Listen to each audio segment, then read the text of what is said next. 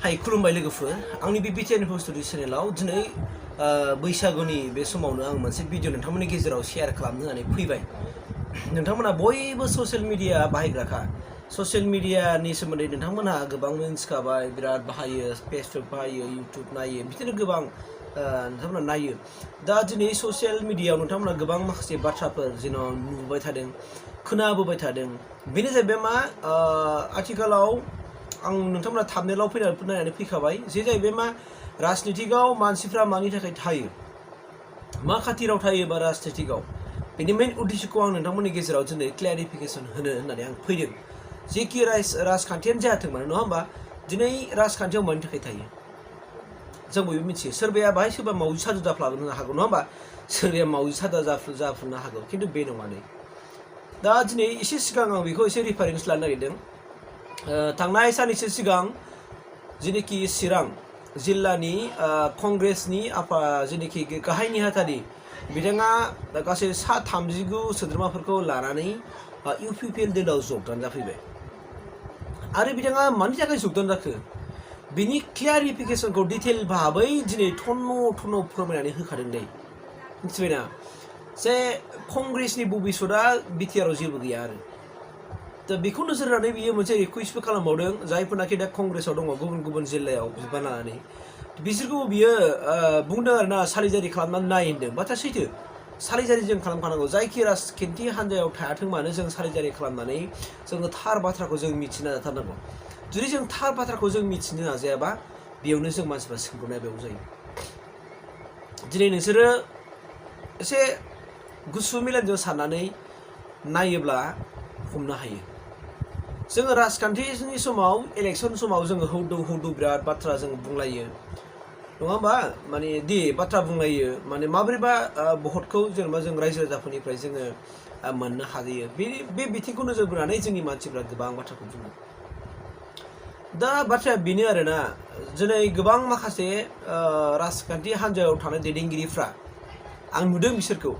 आं जायखौ प्रेक्टिकेलि नुदों आं बिसोरखौसो बुंनो होननानै फैदों आरोना बेहाय माब्रै होननानै बुङोबा बिसोर दिनै राजखान्थियाव थादों नाथाय बिसोरा दिनै ओरैबायदि अबस्था जाबाय बिसोरनि न' बां जिलांजोब्बाय बिसिजों सानफ्रामबो न'आव रायजायो न'नि खामानि दांनो मोनला मैगं थाइगं खुबैनो मोनला मोसौ बोस्लायनो सम मोनला सानफ्रामबो मिटिं दावथिं थांनाय सोरखौबा कनभिन्स खालामहैनाय बहाबा थांनाय बेराफारसेथिं मोजां गस्ला लंपेन्ट गाननोबो हाला फैसायानो गैलाबा सानफ्रामबो बेराफारसे राजखान्थिनिफ्राय मोनबाबो थाइसे थाइनैल' मोनो बेबो नोङो सानफ्रामबो गारि बाइक थाव सोनाय अबा सोनायावनो थाङो दा बिदिजों मानसिफ्रा गोबां दिनै भुगिनांबाय राजखान्थियाव थायै दिनै गोबां मानसिफ्रा भुगिनांबाय आरो दिनै आं गोबां मानसिनि खुगानिफ्राय आङो दिनै खोनाबाय थादों कि राजनितिकआव थानाय नंला राजनितिनिफ्राय ओंखारनांसिगोन मानोना राजनितिकआव थायोबा न'खर संसारानो दंस' जालांसिगोन फिसा फिसौखौ मोजाङै जोथोन लानो हाया फरायनाय समाव जे फिसाजों बेलासि समाव थाफाफैनो हाया मोनाबिलि समाव दिथा होनो हाया जे फिसाया माबायदि फरायदों फराया मानो सानफा थोलो बियो दिनै गामि थांनानै सोरनिबा न' थांनानै सोरबा दैदेनगिरिफोरखौ लोगो हमनानै खोथा बाथ्रा बुंनांगौनि खाथिराव दिनै बियो मा जाबाय सम होनो हाला मेंबाय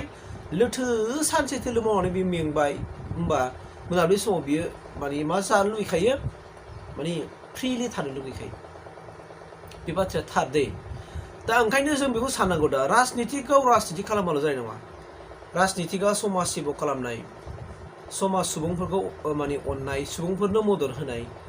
दा बेयाव बेलायावहाय मेनलि जों नोजोर बोनांगोन बेनिखायनो जायफोरनाखि जेन'बा सरकाराव जोङो थानानै खामानि मावबाय जायखि सरकाराव थायाथों मानो दा जोङो मा खालामनांगोन मानसिखौ जों मानसि बायदि जों गुयनो सानलायनो रोंनांगोन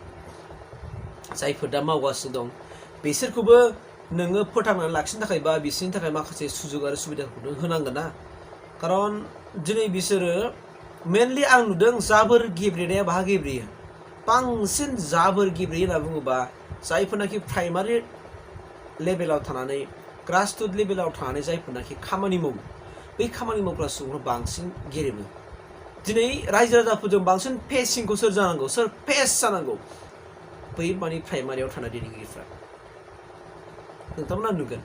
आरो जाय प्राइमारियाव रायजो राजाफोरजों मोजां सोमोन्दो थानो हायाखिसै बैफोरबायदि ओनसोलनिफ्रायनो भटनि माबायाबो खमिलांनाया बावनो जायो।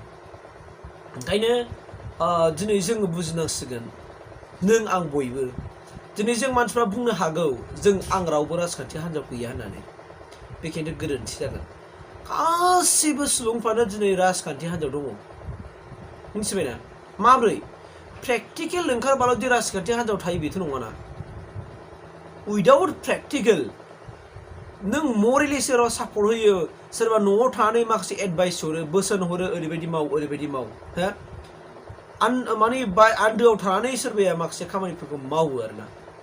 माने एडभाइसखौ हरो आरो बिदि माव खिन्थु बे प्रेक्टिकेलि ओंखारनो हाया मानो बेहा माखासे सुबिदा आरो उसुबिदाफोर थायो। दा जों बैफोरबायदि मानसिखौबो जोंनि राजखान्थि दैदेनगिरिफोर नायनो रोंनांगोन अब्लासो ना राजखान्थियाबो थांगोन जिखि राजखान्थिया जायाथों मानो। आरो आं बेखौनो रेकमेन्ड खालामनो लुगैदों कि राजखान्थि हान्जायाव थायोबा नेसनेल पार्टियाव थायाबा मोजां। आं दायो नेसनेल पार्टियाव थायाबा मोजां आरो ग्रासरुट लेभेल बा आनसलिक लेभेलनि मा होनना बुङो राजखान्थियाव थानाया मोजां। जेरै जों दा बुंनो हायो जोंनि बिटिआरआवसो मा दं आनसलिक दल हिसाबै जोंहा बिपिएफ दङ आरो इउपिपिएल दङ मोननैबो राजखान्थि हान्जानि दैदेनगिरिफ्रा बर'आनोखा। अब्ला नों जुदि रायजोनि खामानि मावनो ओंखारदों नङा होमबा पाब्लिकखौ सेवा खालामनो ओंखारदों नो प्रब्लेम बिपिएफआव थादो खामानि मावदो नङाब्ला इउपिपिएलआव थादो खामानि मावदो बाहाय माथो दि राजखान्थियाव नों बुंलायदो मादो नाथाय प्रेक्टिकेलि थांनो हालै प्रेक्टिकेलि आखाइजों सौलायनाय बुलायलायनाय बे जानो मोनालै मानसिफ्रा माना नों गाबोननो दस्रा दराव बारफिननांगौ जानानै फैयो। आं माने बिदिखौ मोजां मोनथारालै आं मोजां मोनथारा नोंथांमोना बुंदों आंबो मोजां मोना बिदिखौ माने गोरोन्थियाव मालाबा जाफ्लांदोंब्ला जों बेनिफ्रायबो जों गावखौनो गाव निमाहा होलायनानै जोङो माब्रैबा जोंनि समाजखौ खौसेथि आब्रुथिजों जों दैदेनलांनो हागोन जों बेनिसो नोजोरखौ होनांगोन। ओंखायनो आङो जेनोखि चिरां जेनोखि जिल्लानि कंग्रेसनि जेनोखि गाहाय नेहाथारि बे बिदा गिदिरनि बुंनायखौ आं जोबोर मोजां मोनदों। बिथाङा माने दिनै कंग्रेसखौ नागारनानै दिनै इउपिपिएलआव जबदान जाबाय बा दस्रा राजखान्थि हान्जायाव जबदान जादोंबाबो आं मोजां मोनगौमोन मानोना बिथाङा आनसलिक दलावनो हाबबाय जोबोद मस्ट वेलकाम। दा जोङो बेखायनो जों नायनांगोन जेन' नोंनि राजखान्थिखौ खामावनायजों लोगोसे नोंबो थाङो नोंनि फिसा फिसौआबो थाङो आरो बे बिथिंखौ नोजोर होनानै गोजौ लेभेलाव जायफोरनाखि दैदेनगिरि हिसाबै खामानि मावो बिथांमोनाबो बिसोरखौ नायनो रोंनांगोन आरो ना प्राइमारि लेभेलाव नायनो रोंनांगोन हरनो रोंनांगोन दे दा नायगासिनोबो दं नायबाय थानांगोन। दा माखासे मा जायो जोंनि गेजेरावहाय माखासे गावजों गाव माखासे माबा थालायलायोना बेयावनो प्रब्लेम जायो। स' जेखियानो जाया मानो राजखान्थिखौ जों मानो फैयो जों निसय मिथिगौ सुबुंखौ सेवा खालामनायनि खाथिराव सुबुंखौ मदद होनायनि खाथिराव लोगोसेनो गावनि न'खर संसारखौ सालायनो गावबो एसे एनै थांनानै थानो हानायनि थाखाय राहा लामा मोनो नामा सुजुग सुबिदाफोर मोनो नामा बे बिथिंखौ नोजोर लानानैसो बयबो राजखान्थियाव फैयो। खिन्थु सोरबा आं जेबो लुबैया हौसा फैदों होनना बुङोबा बे बिराद गिदिर थगायसुला बेयो फुरा बे बिराद गिदिर थगायसुला आं डाइरेक्ट स्पस्ट बुङो बेखौ। आं बे बाथ्राखौ नोंथांमोननो शेयार खालामबाय बैसागुनि समाव जुदि नोंथांमोननि थाखाय हेल्पफुल जादोंबा लाइक खेबसे खालामना हो